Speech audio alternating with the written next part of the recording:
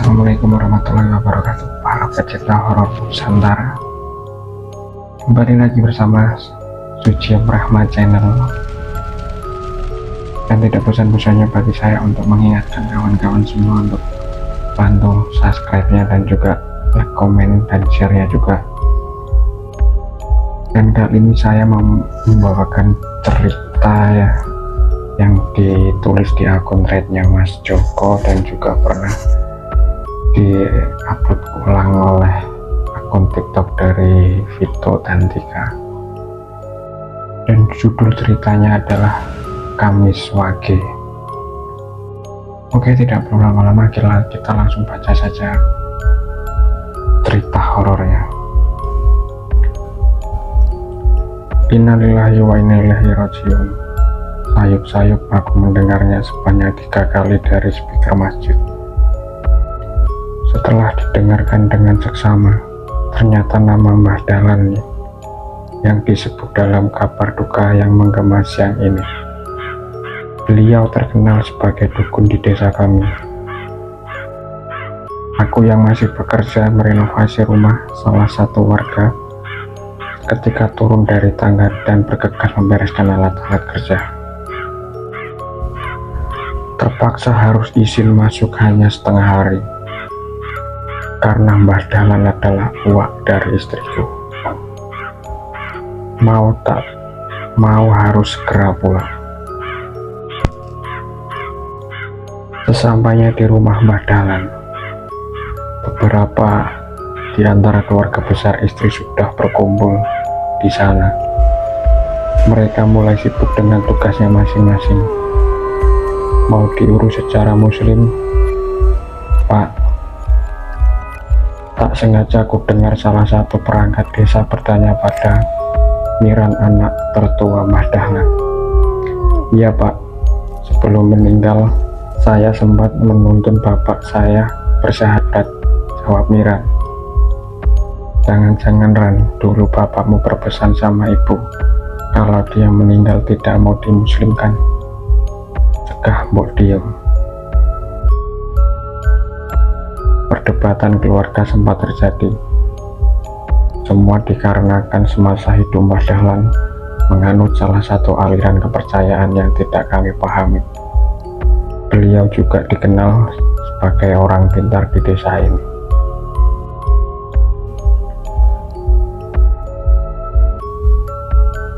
Meski sempat terjadi selisih paham, akhirnya mereka sempat untuk memakamkan Mbah Dahlan secara muslim.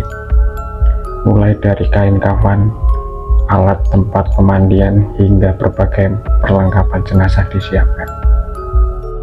Joko, nanti malam kamu pasti dapat tugas celetuk salah satu tetangga tengah berdiri di sebelahku. Kami sibuk menata kursi plastik di halaman rumah. Tugas ngopo, tanyaku balik. Jaga kuburan lah, matine Kamis Wage wis mesti dijaga tali pocongnya. Enggak, nanti dicuri orang, jawabnya. Seketika membuatku terkejut. Agak terdengar aneh karena di kampung asliku tidak ada hal-hal demikian. Prosesi pengurusan jenazah berjalan dengan lancar. Meskipun Mbok Diem selaku istri almarhum menunjukkan ketidaksukaannya terhadap keputusan anak mertua, sampai para pelayat berhambur pergi. Mbok Diem masih saja memasang raut wajah sengit kepada siapa saja yang ia jumpai, mungkin sebelum menerima kematian suaminya. Aku sengaja pulang belakangan agar bisa membantu membereskan rumah duka. Saat tengah memandikan meja-meja, tiba-tiba Miran mendekat dan mengajakku berbicara. Kok aku boleh minta tolong? Enggak sama kamu. Pertanyaan terlempar seraya tangan kanannya menyelipkan sebuah amplop di telapak tanganku. Ini uang 700.000. Anggap tanda terima kasihku. Tolong nanti malam jagain makam bapak sampai malam ke-7. Terserah kamu mau jaga sendiri atau bawa teman.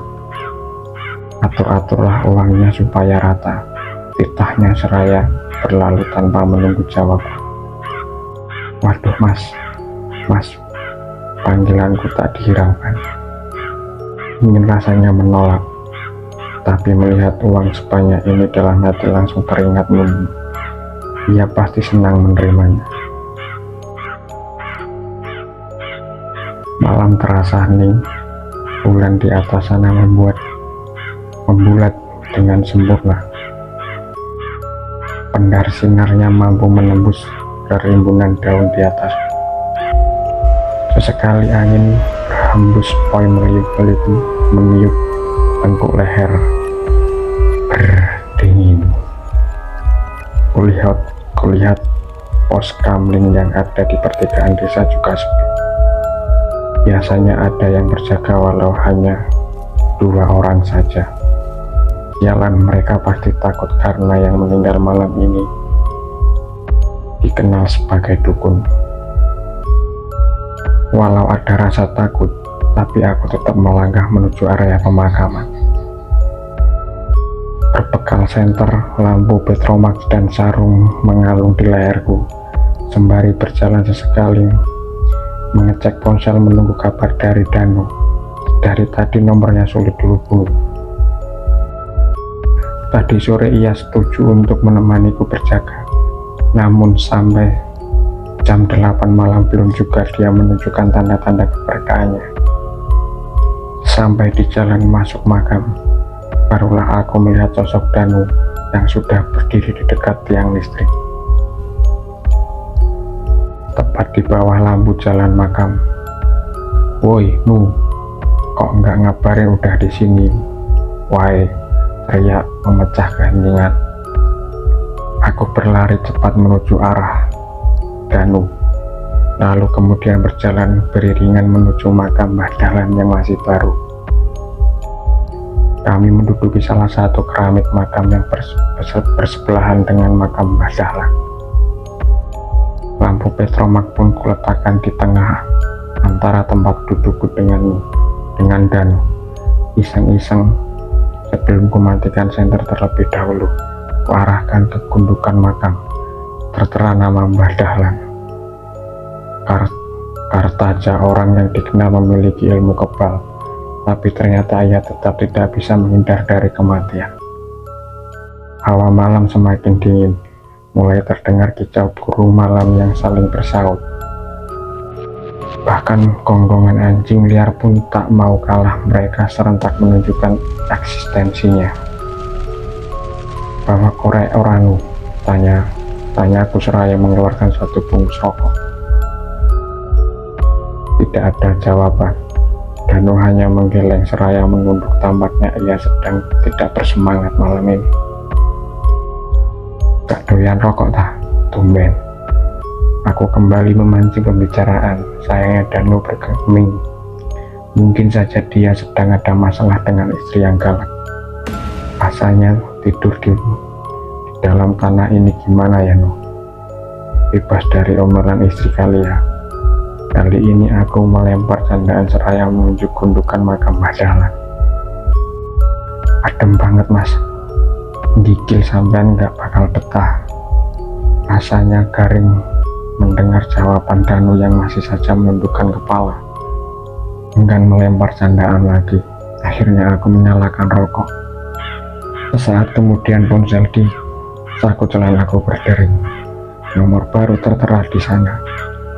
Halo mas, terdengar suara asing yang menjauh di seberang sana. Masih di aku Danu, aku mangkatnya jam 10.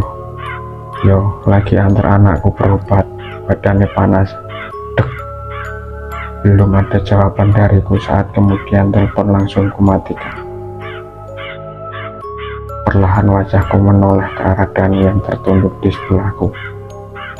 Pendar lampu petromax memperlihatkan wajah Danu yang masih menunduk tanpa menggenggam ponsel sama sekali. Seketika kaku tubuhku tak berkutik, suasana hening. Hanya semilir angin yang bersuara membawa aroma bunga menyengat dari makam Mbah Dahlan. Oke teman-teman, sampai di sini dulu, kita lanjut nanti di part 2 ya teman-teman. Tunggu lagi ceritanya, dan jangan lupa untuk klik tombol komen, like, dan subscribe tentunya teman-teman. Oke, wassalamualaikum warahmatullahi wabarakatuh.